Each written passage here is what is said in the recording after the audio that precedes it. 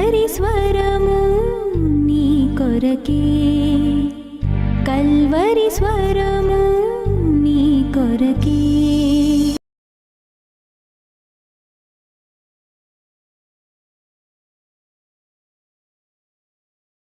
కీర్తన 39. ఈ 39వ కీర్తనలో 3 విషయాలు మనం నేర్చుకోగలం. ఆ 3 విషయాలు ఏమిటంటే, దావీదు 3 విషయాల్లో శ్రద్ధ వహిస్తున్నాడు. ప్రాముఖ్యంగా 3 విషయాల్లో దావీదు శ్రద్ధ వహిస్తున్నాడు. ఏమిటి ఆ 3 విషయాలు అని పరిశీలన చేస్తే, number 1, he is concerned about his tongue. తన నాలుకను గురించి శ్రద్ధ వహిస్తున్నాడు. మొదటి వచనం నుంచి 3 వచనాలు దాన్ని మనం జాగ్రత్తగా పరిశీలన చేయవచ్చు. He was two concerned about his tongue. తన నాలుక విషయంలో శ్రద్ధ వహిస్తున్నాడు. మరి 4వ వచనం నుంచి 6వ వచనం వరకు జాగ్రత్తగా పరిశీలన చేస్తే, he is concerned about his end. తన ముగింపు గురించి కూడా దావీదు శ్రద్ధ వహిస్తున్నాడు. 7వ వచనం నుంచి 13వ వచనం వరకు he is concerned about his spiritual life. తన ఆత్మీయ జీవిత విషయంలో దావీదు శ్రద్ధ కలిగి ఉన్నాడు. ఈ కీర్తన ద్వారా 3 విలువైన సత్యాలు, 3 విలువైన పాఠాలు మనం నేర్చుకోగలం. మొదటిగా, తన నాలుక విషయంలో శ్రద్ధ.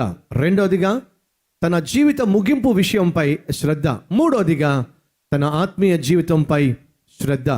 దావీదు కలిగి ఉన్న ఆ శ్రద్ధ మనం కూడా కలిగి ఉంటే ఎంత బాగుంటుంది. మొదటిగా నేర్చుకోవాల్సింది ఏమిటో నేర్చుకుందాం. నాలుకపై శ్రద్ధ. ఏమిటది? నా నాలుకతో పాపము చేయకున్నట్లు నా మార్గములను జాగ్రత్తగా చూచుకొందును. భక్తిహీనులు నా ఎదుట ఉన్నప్పుడు నా నోటికి చిక్కము ఉంచుకొందును అని అనుకొంటిని. నేను ఏమీయూ మాట్లాడక మౌనినైతిని. క్షేమమును గూర్చినను పలుకక నేను మౌనముగా ఉంటిని. 38వ కీర్తన 13-14. 13-14. చెవిటి వాడనైనట్టు నేను వినకయున్నాను, మూగ వాడనైనట్టు నోరు తెరుచుట మానితిని. నేను వినలేని వాడనైతిని, ఎదురు మాట పలుకలేని వాడనైతిని. యెహోవా నీ కొరకే నేను కనిపెట్టుకొని ఉన్నాను. 38, 39. ఈ 2 కీర్తనలో కామన్గా మనం చూసేది ఏమిటంటే, దావీదు ఎందుకో మౌనంగా ఉంటున్నాడు. తన నాలుకను బహు జాగ్రత్తగా కాపాడుకుంటున్నాడు. ఎందుకు కాపాడుకుంటున్నాడు? తాను పవిత్రంగా జీవించాలి అని ఆశిస్తున్నాడు. ఏమంటున్నాడు? నా నాలుక ద్వారా పాపము జరగకుండా నేను జాగ్రత్త వహిస్తున్నాను. ఎస్, బైబిల్ సెలవిస్తుంది, విస్తారమైన మాటలలో దోషము ఉండక మానదు. అలాగే మత్తయి సువార్తలో మనం చూస్తాం, మనిషి పలికే ప్రతి వ్యర్థమైన మాటను బట్టి తీర్పు దినమున లెక్క అప్పగించవలసిన బాధ్యత ఉంది. అనగా నువ్వు, నేను, మనము వ్యర్థంగా ఏది మాట్లాడినా దానికి మనం లెక్క చెప్పాలి. వ్యర్థమైన మాటలు ఆత్మీయులకు తగవు. అనవసరమైన మాటలు ఆత్మీయులకు క్షేమాన్ని ఇవ్వవు. బైబిల్ సెలవిస్తుంది, మనిషి హృదయము నిండిన దానిని బట్టి నోరు మాట్లాడుతుంది. కాబట్టి దావీదు ఏమంటున్నాడంటే, నా నాలుకతో నేను పాపము చేయకుండా జాగ్రత్తగా ఉండాలని ఆశపడుతున్నా. ఎందుకని? ఒక వ్యక్తి నాలుకను కంట్రోల్ చేసుకోలేకపోతే తన శరీరాన్ని కూడా కంట్రోల్ చేసుకోలేడు. ఈ విషయం మీకు తెలుసా? నీవు నీ నాలుకను కంట్రోల్ చేసుకోలేకపోతే నీ జీవితాన్ని నువ్వు కంట్రోల్ చేసుకోలేవు, నీ శరీరాన్ని నువ్వు కంట్రోల్ చేసుకోలేవు. ఆ విషయం యాకోబు పత్రిక 3వ అధ్యాయంలో మనం చూస్తాం. యాకోబు పత్రిక 3వ అధ్యాయము 2వ వచనము నుంచి చదువుదాం. అనేక విషయములలో మనం అందరము తప్పిపోచున్నాం. ఎవడైనా మాట యందు తప్పని ఎడల అటివాడు లోపము లేనివాడై. మాట యందు తప్పని ఎడల. మాట తప్పేవాళ్ళు మన మధ్య ఎంతమంది లేరు చెప్పండి? మాటిచ్చి తప్పేవాళ్ళు ఎంతమంది లేరు చెప్పండి? మాట తప్పని ఎడల అటివాడు లోపము లేనివాడై తన సర్వ శరీరమును స్వాధీనమందుంచుకొను శక్తి గలవాడగును. గుర్రములు మనకు లోబడుటకై నోటికి కళ్ళెము పెట్టి వాటి శరీరమంతయు త్రిప్పుదుము గదా. ఓడలను కూడా చూడండి, అవి ఎంతో గొప్పవై పెనుగాలికి కొట్టుకొని పోబడినను ఓడ నడుపు వాని ఉద్దేశము చొప్పున మిక్కిలి చిన్నదగు చుక్కాని చేత త్రిప్పబడును. అలాగుననే నాలుక కూడా చిన్న అవయవమైనను బహుగా అదిరిపడును. బహుగా అదిరిపడును. ఎంత కొంచెము నిప్పు ఎంత విస్తారమైన అడవిని తగులబెట్టును. నాలుక అగ్నియే. నాలుక మన అవయవములలో ఉంచబడిన పాప ప్రపంచమై సర్వ శరీరమునకు మాలిన్యము కలుగ చేయుచు ప్రకృతి చక్రమునకు చిచ్చు పెట్టును. అది నరకము చేత చిచ్చు పెట్టబడును. 9వ వచనము. దీనితో తండ్రి అయిన ప్రభువును స్తుతింతుము, దీనితోనే దేవుని పోలికగా పుట్టిన మనుషులను శపింతుము. ఒక్క నోటి నుండి ఆశీర్వాద వచనము శాపవచనము బయలువెళ్ళును. నా సహోదరులారా, ఇలాగూ ఉండకూడదు. నీటి బొగ్గులో ఒక జల నుండి తీయని నీరును చేదు నీరును ఊరునా? నా సహోదరులారా, అంజూరపు చెట్టున ఒలీవ పండ్లైనను ద్రాక్ష తీగకు అంజూరపు పండ్లైనను కాయునా? అటువలనే ఉప్పు నీళ్ళలో నుండి తీయని నీళ్లు ఊరవు. ఎంత స్పష్టంగా యాకోబు అంటున్నాడండి. ఒకే నీటి ఊటలో నుంచి తీయని నీళ్లు చేదు నీళ్లు వస్తాయా? రావు. ద్రాక్ష గెలకు అంజూరపు పండ్లు పూస్తాయా? పుయ్యవు. ఒకే నీటిలో నుంచి, నీటి ఊటలో నుంచి తీయని నీళ్లు చేదు నీళ్లు వస్తాయా? రావు. ఒకే నోటిలో నుంచి దేవుణ్ణి స్తుతించే మాట, మరొకరిని శపించే మాట ఎలా సాధ్యం? అది యాకోబు ప్రశ్నిస్తున్నాడు. ఈరోజు ఇక్కడికి వచ్చి చక్కగా దేవుని సన్నిధిలో ప్రార్థించే, చక్కగా దేవుని సన్నిధిలో పాటలు పాడే, స్తుతించే, ఆత్మీయంగా కనిపించే, ఆత్మీయంగా మాట్లాడే ప్రియ సహోదరులు సహోదరులు, ప్రభువు పేరట ప్రశ్నిస్తున్నా, మన నోరు విచిత్రమైన నోరా కాదా? ఎందుకని? ఒక నీటి ఊటలో నుంచి లేక ఒక నూతి నుంచి చేదు నీళ్లు మధురమైన నీళ్ళు రావడం సాధ్యం కాదు. ఇంపాసిబుల్, సాధ్యం కాదు. కానీ అదేమిటో, మన నోటిలో నుంచి ఎప్పుడు ఏది కావాలో, తీయని మాటలు కావాలంటే తీయని మాటలు, వంకరి మాటలు కావాలంటే వంకరి మాటలు, ద్వేషంతో కూడిన మాటలు కావాలంటే ద్వేషించే మాటలు, గాయపరిచే మాటలు కావాలంటే గాయపరిచే మాటలు, బూతు మాటలు కావాలంటే లెక్కలేనని బూతులు ఒకే నోట్లోంచి ఎలా సాధ్యం? సహోదరులారా, మీరు అలా ఉండకూడదు. దేవుడు అటువంటి ఆత్మీయ హీనత్వాన్ని మనలో చూడాలని ఆశించటం లేదు.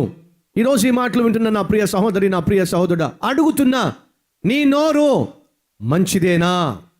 ఒకసారి చెప్పా కదా, ఒక తల్లట ఎక్కడికో వెళ్ళి ప్రయాణం దూర ప్రాంతానికి వెళ్ళి తిరిగి వస్తున్నప్పుడు ఒక గ్రామాన్ని దాటాల్సి వచ్చింది. ఆ సమయానికి చీకటి పడిపోతుంది. ఆ ఊర్లో ఉండొచ్చో ఉండకూడదో, మరి ఆ ఊరు మనుషులు మంచోళ్ళో కాదో అనే భయంతో బిక్కుబిక్కుమంటూ ఆ ఊర్లో ప్రవేశిస్తున్నప్పుడు ఒక యవనస్తుడు ఎదురుగుండా వచ్చినప్పుడు ఆ యవనస్తుని చూసి ఆ పెద్దమ్మ లేక బామ్మ అంటుంది, బాబు బాబు, ఈ ఊరు మంచిదేనా అని ప్రశ్నించినప్పుడు ఆ కుర్రవాడు ఆ బామ్మను చూసి ఒక మాట అన్నాడంట, అమ్మా నీ నోరు మంచిదేనా అని అన్నాడట. అదేంటి బాబు అంత పెద్ద మాట అన్నావంటే, నీ నోరు మంచిదైతే మా ఊరు చాలా మంచిది. అంటే సమస్యల్లో ఎక్కడ ఉంది చెప్పండి? నోటిలోనే. ఈరోజు ఇల్లు మంచిగా ఉండాలంటే నోరు మంచిగా ఉండాలి. అది భర్త నోరు కావచ్చు, భార్య నోరు కావచ్చు. ఈరోజు ఊరు బాగుండాలంటే మాట్లాడే వాళ్ళ మాట తీరు బాగుండాలి. ఈరోజు నువ్వు ఉద్యోగం చేసే చోట నీ పరిస్థితులు బాగుండాలంటే, నీ చుట్టూ ఉన్న వాళ్ళు నీతో చక్కగా ఉండాలంటే నీ నోరు బాగుండాలి. చాలా సందర్భాల్లో నన్ను ఎవరు ఇష్టపట్టలేదు, నన్ను ఎవరు ప్రేమించట్లేదు, నన్ను అందరూ ద్వేషిస్తున్నారు, అందరూ దూషిస్తున్నారు అనేవాళ్ళు లేకపోలేదు. ఎస్, యేసుక్రీస్తు నమ్ముకున్నందుకు, నువ్వు దేవుణ్ణి విశ్వసిస్తున్నందుకు, ఆయనను ఆశ్రయించినందుకు, నువ్వు ఒకవేళ అన్య సాంప్రదాయాల్లో పుట్టినటువంటి వ్యక్తివైనట్లయితే నీ కుటుంబం వాళ్ళు నేను ద్వేషించవచ్చు, నీ ఇంటి వాళ్ళు నిన్ను దూషించవచ్చు, ఏదో నువ్వు ఘోరమైన తప్పు చేసినట్టుగా వారు అన్యాయంగా భావించి మాట్లాడవచ్చు. కానీ నేను మాట్లాడుతుంది అటువంటి సందర్భంలో ద్వేషించబడుతున్న వారి గురించి కాదు. నువ్వు ఆత్మీయుడివై ఉండి, క్రైస్తవుడివై ఉండి, నీ ఇంటి వారి చేతే, నీ చుట్టూ ఉన్న వారి చేతే అనిపించుకుంటున్నట్లయితే, అందరూ నిన్ను చూసి హేళన చేస్తున్నట్లయితే, తగ్గించి మాట్లాడుతున్నట్లయితే, బహుశా నీ మాట తీరు సరైంది కాదేమో. కొంతమంది జీవిత విధానము, కొంతమంది మాట తీరు ఇతరులను గాయపరిచేదిగా ఉంటుంది, ఇతరులను నొప్పించేదిగా ఉంటుంది, ఇతరులను కించపరిచేదిగా ఉంటుంది. కొంతమందికి వేరే పనే ఉండదు, ఎదుటివాడిని కించపరచడం, ఎదుటివాడిని కిండలింగ్ చేసి మాట్లాడడం, వాడిని తగ్గించి మాట్లాడడం, వీడేదో గొప్పవాడిగా ఫోజు పెట్టడం, వీడికి బతుకు లేకపోయినా సరే అందరి మీద కామెంట్లు చేయటం, వీడికి చదువు సంజలు లేకపోయినా సెటిల్ కాకపోయినా కూడా ఇతరులను చూసి హేళన చేయటం, ఇలాంటి మూర్ఖపు మనుషులు ఉంటారు. అటువంటి వారు ముళ్ళకంప వారు. ముళ్ళకంపతో ఎవడు స్నేహము చేయడం. దయచేసి గమనించండి, నువ్వు నోటితో ఏ విధంగా మాట్లాడతావో అదే విధంగా నీ తరఫున నీ వైపు కూడా ఇతరులు మాట్లాడతారనే సత్యము మర్చిపోవద్దు. నీ నోరు మంచిదైనట్లయితే నీ ఊరు కూడా మంచిదే అవుతుంది. నీ చుట్టూ ఉన్నవారు కూడా మంచివారుగానే నీకు కనిపిస్తారు అనే సత్యము మర్చిపోవద్దు. ఈరోజు ప్రభువు పేరట సూటిగా ప్రశ్నిస్తున్నాను. వాక్యం వింటున్న సహోదరులు అలాగే సహోదరులు, నీ నోరు మంచిదేనా? నా నోరు చాలా మంచిదండి. నువ్వు చెప్పుకుంటే ఏం లాభం? నువ్వు చెప్పుకుంటే ఏం లాభం? నీ నోరు మంచిదని, నీ మాట తీరు మంచిదని, నువ్వు చక్కగా మాట్లాడతావని బైబిల్లో కొన్ని చక్కని మంచి మాటలు ఉన్నాయి. ఏటో తెలుసా? మీ మాట తీరు ఉప్పు వేసినట్టు కృపాసహితముగా ఉండాలి, రుచిగా ఉండాలి అని దేవుడు సెలవిస్తున్నాడు. దేవుడు ఆశిస్తున్నాడు. మన మాట తీరు ఇతరులకు ఆదరణ పుట్టించాలి. మన మాట తీరు ఇతరులకు ప్రోత్సాహాన్ని ఇవ్వాలి. మన మాట తీరు ఇతరుల గాయాలు కట్టేవిగా ఉండాలి, మానిపోయిన గాయాలు రేపేవిగా ఉండకూడదు. కొంతమందికి వేరే పని ఏమీ ఉండదు, మానిపోయిన గాయాలు కూడా రేపే మూర్ఖులు ఎంతమంది లేరు? ఎప్పుడెప్పుడో జరిగిన విషయాలు కూడా వెలికి తీసి గాయపరిచేవాళ్ళు ఎంతమంది ఉండరు? నువ్వు పొట్టివాడివి అని చెప్పి హేళన చేయటం, నల్లగా ఉన్నావని చెప్పి హేళన చేయటం, లావుగా ఉన్నావని చెప్పి హేళన చేయటం, సన్నంగా ఉన్నావని చెప్పి హేళన చేయటం, తెలివి తక్కువ వాడవని చెప్పి హేళన చేయటం. గమనించండి, ఈరోజు ఈ వాక్యం వింటున్న నా ప్రియ సహోదరి, నా ప్రియ సహోదరుడా, నువ్వు ఏ విధంగానైతే ఇతరుల పట్ల ప్రవర్తిస్తావో, ఇతరుల పట్ల నువ్వు మాట్లాడతావో అదే విధంగా నీకు జరగబడుతుందనే సత్యము మర్చిపోవద్దు. ఈరోజు ఈ మాటలు వింటున్న నా ప్రియ సహోదరి సహోదరుడా, నాలుక విషయంతో పాపము చేయవద్దని, నాలుక విషయంలో, నోటి విషయంలో బహు జాగ్రత్తగా ఉండమని, నువ్వు ఏ విధంగా మాట్లాడతావో అదే విధంగా ఇతరులు నీ పక్షమును కూడా మాట్లాడతారని గ్రహించవలసిందిగా కోరుతున్నాను. ఓ తండ్రి కుమారులు కలిసి ఒక కొండ ప్రాంతానికి వెళ్ళారు. అవన్నీ కొండలే. ఈ తండ్రి ఈ కుమారుడు ఎత్తైన కొండ ప్రాంతానికి వెళ్ళినప్పుడు ఎంత నిశ్శబ్దంగా మాట్లాడుతున్నా, వాళ్ళు ఎంత నిశ్శబ్దంగా ఉండి మాట్లాడుతున్నా ఎవరో మాట్లాడుతున్నట్టు వినిపిస్తూ ఉంది. డాడీ, మన ఇద్దరమే కదా, మనం మాట్లాడుకుంటూ ఉంటే ఇంకా ఎవరో మాట్లాడుతున్నారు ఏమిటి అని చెప్పి వాళ్ళ డాడీని అడిగాడు. అప్పుడు వాళ్ళ డాడీ ఆ కుమారుని చూసి, నువ్వు ఆ కొండను చూసి మాట్లాడు అని అంటే, ఆ కొండను చూసి హలో బాగున్నావా అని గట్టిగా అరిచాడట. అప్పుడు వెంటనే ఆ కొండ ఈ కుర్రవాడిని చూసి హలో బాగున్నావా అని అందంట. అదేంటి డాడీ, నేను బాగున్నావా అని చెప్పంటే అది కూడా నన్ను బాగున్నావా అని చెప్పి అంటుంది ఏమిటి? అప్పుడు ఆ తండ్రి అన్నాడట, నీకు ఇష్టం లేని ఒక మాట గట్టిగా మాట్లాడు. హలో ఏడుపు ముఖం బాగున్నావా అని అంటే కొండ కూడా హలో ఏడుపు ముఖం బాగున్నావా? ఈ కుర్రవాడు, నీకు బుద్ధి లేదా? కొండ తిరిగి ఏమంటుంది తెలుసా? నీకు బుద్ధి లేదా? ఓరి వెర్రివాడా. కొండ అంటుందంట, ఓరి వెర్రివాడా. వెంటనే కుర్రవాడు, నువ్వంటే నాకు ఇష్టం. ఆ కొండ వెంటనే మాట మార్చేసిందట, నువ్వంటే నాకు ఇష్టం, నిన్ను చూడాలనుకుంటున్నా. వెంటనే కొండ అంటుందట, నిన్ను చూడాలనుకుంటున్నా. ఏంటి డాడీ ఇది? అప్పుడు ఆ తండ్రి చెప్తున్నాడు, జీవితంలో ఒక అద్భుతమైన సత్యం నాయన. ఏమిటి డాడీ అది? నువ్వు ఈ లోకానికి ఏమి ఇస్తావో లోకం నీకు తిరిగి అదే ఇస్తుంది. What you give an to the world the same thing will return an to you. నువ్వు లోకానికి ఏమి ఇస్తావో లోకం తిరిగి నీకు అదే ఇస్తుంది. లోకానికి ద్వేషాన్ని ఇస్తావా, లోకం నీకు ద్వేషాన్ని పంచిపెడుతుంది. లోకాన్ని ప్రేమతో పలకరిస్తావా, లోకం నిన్ను ప్రేమతో పలకరిస్తుంది. లోకానికి ఆప్యాయతను పంచిపెడతావా, లోకం నీకు ఆప్యాయతను తిరిగి పంచిపెడుతుంది. ఈరోజు ఈ మాటలు వింటున్న నా ప్రియ సహోదరుడు, నా ప్రియ సహోదరి, వాళ్ళు నన్ను చూసి ఇష్టపట్టల్లా, వీళ్ళు నన్ను చూసి ఇష్టపట్టల్లా, వాళ్ళు నన్ను ద్వేషిస్తున్నారు, వీళ్ళు నన్ను ద్వేషిస్తున్నారు అని ఏడుస్తున్నావు. కానీ ఇంతకీ నువ్వు చేసే పని ఏమిటో ఒక్కసారి ఆలోచించు. నీ మాట తీరేమిటో ఒక్కసారి ఆలోచించు. వాడు నన్ను అలా అన్నాడు, ఈమె నన్ను అలా అంది, అలా అంటున్నారు, ఇలా అంటున్నారు, మంచిదే, మరి నీ సంగతి ఏమిటో ఒక్కసారి ఆలోచించు. ఈరోజు క్రైస్తవుడిగా ఉంటున్న నీవు, ఆత్మీయునిగా చెప్పుకుంటున్న నీవు, ప్రభువు పేరట మనవి చేస్తున్న నీ మాటలో ఇతరులను గాయపరిచేవిగా ఉండడానికి వీలేదు. నీ మాటలో ఇతరులను ఇబ్బంది పెట్టేవిగా, ఇతరులను కించపరిచేవిగా, ఇతరులను హేళన చేసేవిగా, ఇతరులను బాధ పెట్టేవిగా ఉండడం మంచిది కాదు. ఎందుకని? దయచేసి వినండి. దావీదు ఆత్మీయుడే, కానీ మొట్టమొదటిగా తన జీవితాన్ని జాగ్రత్తగా పరిశీలన చేసినప్పుడు తనకు అర్థమైంది ఏమిటయ్యా అంటే, నేను జాగ్రత్త వహించాలి పాపము చేయకుండా. అలా పాపము చేయకుండా జాగ్రత్త వహించాలి అంటే నేను నా నాలుకను జాగ్రత్తగా ఉంచుకోవాలి. ఒక ఎగ్జాంపుల్ చెప్పాడు. ఎవరు? యాకోబు. గుర్రం నోటికి కళ్ళెం కట్టినప్పుడే కదా గుర్రం అంతా లోబడేది. అనగా మనిషి తను తాను లోపరుచుకోవాలంటే అతని నోటికి ఏం పెట్టాలి? కళ్ళెం పెట్టాలి. ఒక మాట చెప్పమంటారా? నోరు మూసుకుంటే చేప కూడా క్షేమంగా జీవిస్తుంది. అవునా కాదా? మీకేమైనా అర్థమైందా? ఎవడో రాత్రనగా వెళ్ళాడు, గేలం పట్టుకెళ్ళాడు, ఎర్ర పట్టుకెళ్ళాడు. ఆ ఎర్ర పట్టుకెళ్ళి ఆ నీళ్ళల్లో వేశాడు. ఈ చేప వచ్చి చూసింది, ఎర్ర కనిపిస్తూ ఉంది. ఇప్పుడు ఈ చేప ఏం చేయాలో చెప్పండి? నోరు తెరిస్తే ప్రాణం పోద్ది, నోరు మూసుకుంటే ప్రశాంతంగా జీవించవచ్చు. ఇప్పుడు ఈ చేప నోరు ఎలా మూసుకోవాలో ఆకర్షణ వచ్చినప్పటికీ, శోధన ఉన్నప్పటికీ, నోరు మూసుకోవడం వల్లే ఆ చేప తన జీవితాన్ని క్షేమంగా కాపాడుకోగలుగుతుంది.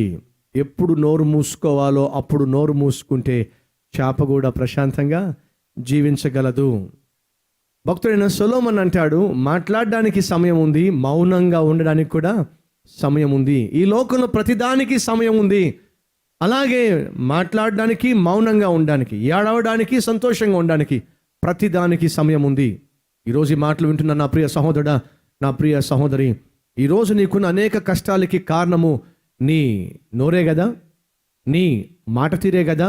కుటుంబాల్లో ఉన్న సమస్యలకు నీ తొందరపాటు తనమే కదా, నోరు జారే తనమే కదా, దూషణ మాటలే కదా, బూతులు పలుకులే కదా, నీ నోరు వల్లే కదా అటు నీకు, నీ కుటుంబానికి, నీ శరీరానికి, నీ ఉద్యోగానికి, నీ వ్యాపారానికి నష్టము వాటిల్లుతుంది. కాబట్టే ఈరోజు మొట్టమొదటిగా మనం అందరం కూడా జాగ్రత్త పడాల్సింది నోటి విషయమే. నోటి విషయంలో జాగ్రత్తగా ఉందాం, నాలుక విషయంలో జాగ్రత్తగా ఉందాం, మాటల విషయంలో జాగ్రత్తగా ఉందాం. ఆత్మీయుడిగా ఉండే నీవు, ఆత్మీయురాలుగా ఉండే నీవు, ఆత్మీయమైనటువంటి గ్రంథాన్ని, పరిశుద్ధ గ్రంథాన్ని చదివే నీవు, దాని గురించి మాట్లాడే నీవు, కీర్తనలు పాడే నీవు, నీ నోట్లో నుంచి అబద్ధాలు రావడము అవమానకరం. నీ నోట్లో నుంచి బూతులు రావడము క్రైస్తవునిగా నీకు అవమానకరం. నీ నోట్లోంచి పనికి మాలిన మాటలు రావడము అది నీకు అవమానకరం. కోర్స్ మనం చాలా మంచి వాళ్ళం, ఎక్కడ? మందిరం లోపట. కానీ మన బ్రతుకేమిటో, మనం ఎక్కడ నివసిస్తామో అక్కడ బ్రతుకు బయటపడుతుంది. అడుగుతున్నా, నీ ఆత్మీయత గురించి ఒకవేళ మీ ఇంటి చుట్టూ ఉన్న వారి దగ్గరికి వచ్చి అడిగితే వాళ్ళు ఏం చెప్తారు? మీ బ్రతుకు గురించి, మీ ఆత్మీయత గురించి ఏమని వాళ్ళు చెప్తారు? మేము చాలామంది క్రైస్తవులను చూసాం, కానీ ఇతను మాత్రం చాలా మంచివాడండి, ఇతను మాత్రం యథార్థవంతుడండి, ఇతను మాత్రం ఆత్మీయుడండి, ఈమె మాత్రం ఆత్మీయురాలండి. ఆమె మాట తీరు కానీ, అతని మాట తీరు కానీ ఎంత చక్కగా ఉంటుందో. మాకేదైనా కష్టం వచ్చినా, మాకేదైనా బాధ వచ్చినా, మాకేదైనా వేదన వచ్చినా మేము ఎవరికి చెప్పమండి. అతనితో మాట్లాడితే అతను 4-5 రిఫరెన్సెస్ బైబిల్లో చూపిస్తాడండి. ఆ మాటలు విన్నప్పుడే మాకెంతో ఆదరణ పుడుతుందండి. అతని మాటల్లో కృప కనిపిస్తుందండి. ఉప్పు వేసినట్టుగా రుచిగా అతని మాటలు ఉంటాయండి, ఆమె మాటలు ఉంటాయండి అని చెప్పేటటువంటి వ్యక్తిగాను ఉన్నావా? లేక ముళ్ళ కంపగా చిచి అతని దగ్గరికి వెళ్తే గుచ్చుకోవడం తప్ప, గుచ్చించుకోవడం తప్ప, గాయపరచబడ్డం తప్ప, హేళన పొందుకోవడం తప్ప, బాధపడడం తప్ప మరొకటి పొందుకో.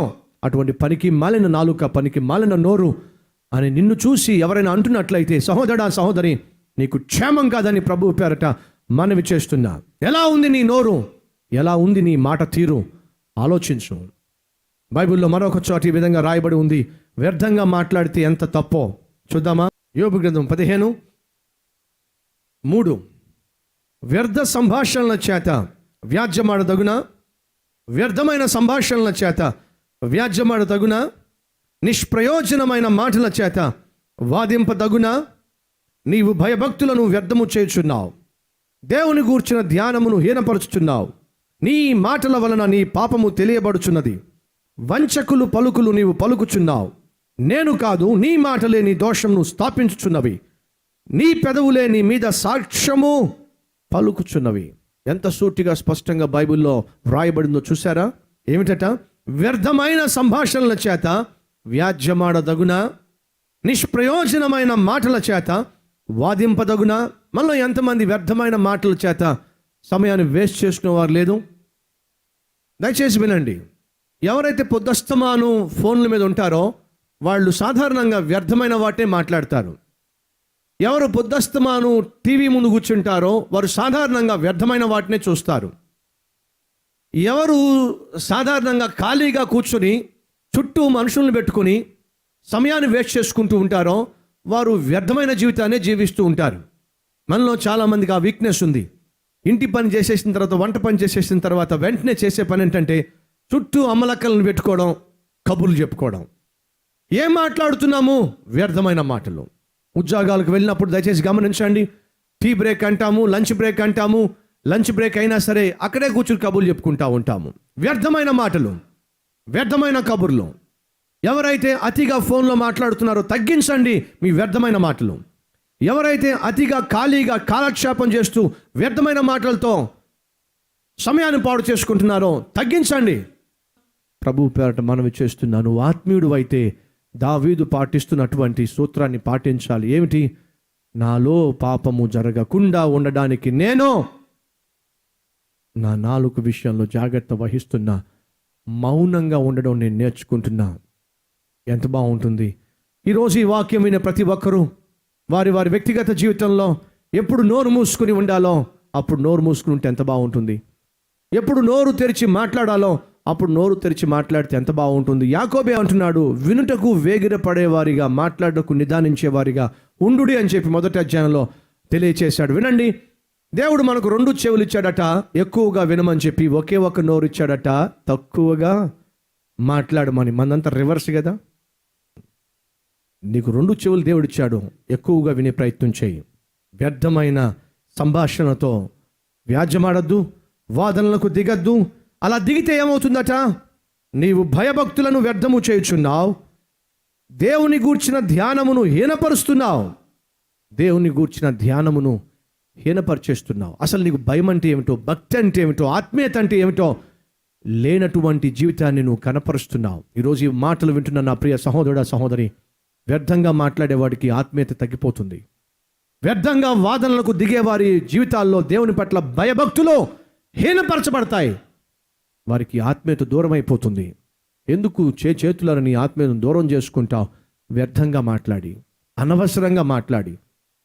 ఆ తర్వాత ఇంకొకటి మాట చూడండి, దేవుని గూర్చిన ధ్యానమును హీనపరుస్తున్నావు. వ్యర్థంగా మాట్లాడడం వల్ల నీ మాటల వలన నీ పాపము తెలియబడుచున్నది.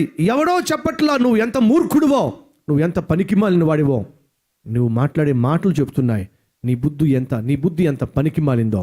ఒక విషయం మీకు తెలుసా? నువ్వేమిటో, నీ బుద్ధి ఏమిటో, నీ బ్రతుకేమిటో తెలియాలి అంటే ఎవరు తెలియచేస్తారో చెప్పండి? ఈ శరీరంలో ఏది తెలియజేస్తుందో చెప్పండి? నీ నోరే. ఒక వ్యక్తి మాట్లాడుతున్నప్పుడు 5 నిమిషాలు వింటే చాలు అతని బ్రతుకేమిటో బయటపడుతుంది. అనగా నువ్వేమిటో, నీ బుద్ధి ఏమిటో, నీ బ్రతుకేమిటో నీ మాటలే బయట పెడతాయి. అర్థమైందా? అందుకే దావీదు అంటున్నాడు, నోరు మూసుకుని ఉంటాను ప్రభువా, నోరు మూసుకుని ఉంటాను ప్రభు. ఎందుకు ప్రభు అనవసరంగా నోరు తెరిచి నేను పాపానికి తావు ఇవ్వడం దేనికి? మౌనంగా ఉంటాను. అంతేగాని నా నోటితో మాత్రం పాపము నేను జరగనివ్వను. ఈరోజు ఈ మాటలు వింటున్న నా ప్రియ సహోదరుడు, నా ప్రియ సహోదరు, నీకొక్కదానికే తెలుసు, నీకొక్కడికే తెలుసు నీ మాట తీరు ఎలాంటిదో, నీ నోరు ఎలాంటిదో.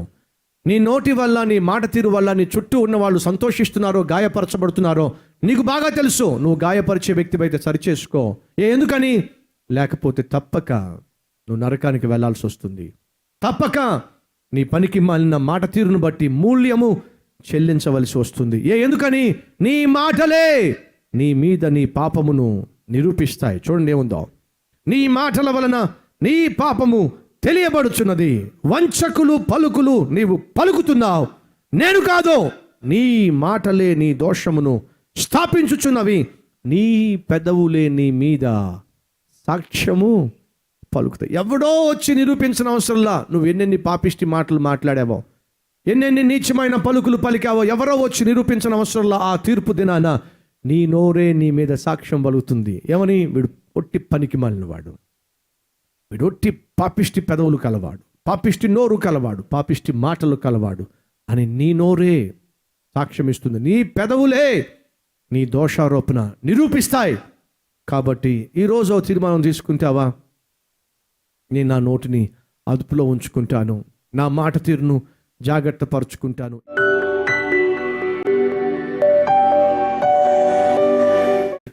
దావీదు నీతిమంతుడు, భక్తిపరుడు. తన జీవితాన్ని నీతిగాను, నీకు అంగీకారముగాను, యోగ్యకరమైనదిగాను ఉంచుకోవడానికి తను పరిశీలించుకుంటున్నాడు. నా నాలుకను నేను భద్రంగా కాపాడుకుంటాను, పాపము జరగకున్నట్లు. నాయనా, దావీదు వలె మేము కూడా మా నోటిని జాగ్రత్తగా కాపాడుకుంటకు సహాయం చేయండి. ఒకే ఊటలో నుంచి తీపి నీళ్లు రావు, అదే నీటిలో ఉప్పు నీళ్లు రావు. రెండు కలిసి ఒకే ఊటలో ఎలా వస్తాయి బయటికి?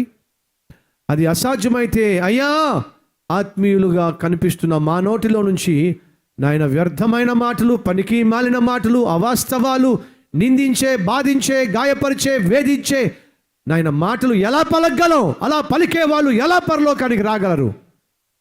కాబట్టే కదా దావీదు అంటున్నాడు, నా నాలుకతో పాపము చేయకున్నట్లు నా మార్గములను జాగ్రత్తగా కాపాడుకుంటున్నాను, మౌనముగా ఉండడానికి నేను తీర్మానం తీసుకున్నాను. అయ్యా, అర్థం లేకుండా వాగేసి నరకానికి వెళ్ళడం కన్నా మౌనంగా సహించటమే మిన్న గనుక మౌనంగా సహించే జీవితం మాకు దయచేయండి. బాధించే వాళ్ళు, అసహ్యంగా మా గురించి మాట్లాడే వాళ్ళు మా చుట్టూ సింహం వలె తిరుగుతున్నప్పుడు నాయనా, మౌనంగా మా నోటిని కాపాడుకునే భాగ్యం మాకు దయచేయండి. యేసు నామములో వేడుకుంటున్నాం తండ్రి, ఆమెన్. కల్వరి స్వరము నీ కొరకే. భద్రాచలం పట్టణం మరియు పరిసర ప్రాంతాల్లో కల్వరి స్వరాన్ని వీక్షించే ప్రియ సహోదరి సహోదరులకు శుభవార్త. కల్వరి స్వరాన్ని వీక్షిస్తూ కల్వరి స్వరము ద్వారా బలపరచబడుతున్న మీరు ఈ అద్భుతమైన కల్వరి స్వరాన్ని బలపరచాలనుకుంటున్నారా? ఈ కార్యక్రమం ద్వారా అనేక లక్షల మందికి సువార్తను అందించే వారిలో చేరాలనుకుంటున్నారా? అయితే మీకు ఒక అద్భుత అవకాశము. మార్చ్ 5వ తేదీ సాయంత్రం 4 గంటలకు Bhadrachalam government junior college grounds లో ఏర్పాటు చేస్తున్న కల్వరి స్వరము స్పాన్సర్స్ మీట్ లో పాల్పంచుకొని కల్వరి స్వరము టీవీ కార్యక్రమాన్ని బలపరచండి. అనేక లక్షల మందికి సువార్తను ప్రకటించే ఈ అద్భుత అవకాశాన్ని స్వతంత్రించుకోండి. ఆ రోజు మీరు దైవజనులు బ్రదర్ సతీష్ కుమార్ గారిని వ్యక్తిగతంగా కలుసుకునవచ్చు. అలాగే బ్రదర్ చేత ప్రార్థన చేయించుకోవచ్చు. అంతేకాకుండా కల్వరి స్వరాన్ని బలపరుస్తున్నందుకు కృతజ్ఞతగా ఒక మొమెంటోతో సహా సుమారు 7,500 రూపాయలు ఖరీదు చేసే బహుమతిని మీ ఆత్మీయ మేలు కొరకు పొందుకోవచ్చు. అంతేకాకుండా మీ కోరిక మేరకు ఆ రోజు దైవజనులతో మీరు మీ కుటుంబంతో కలిసి ఫోటో తీయించుకునే చక్కని అవకాశము కూడా ఉంటుంది. ఈ సువర్ణ అవకాశాన్ని సద్వినియోగపరుచుకొని కల్వరి స్వరాన్ని బలపరిచి బహుగా దీవించబడవలసిందిగా కోరుచున్నాము.